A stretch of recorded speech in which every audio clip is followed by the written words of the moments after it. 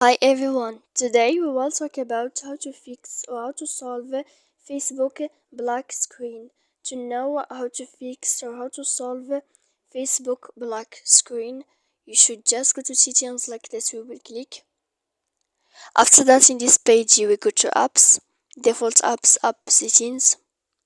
When you will see this list, you will go down to find the application of Facebook and you will enter.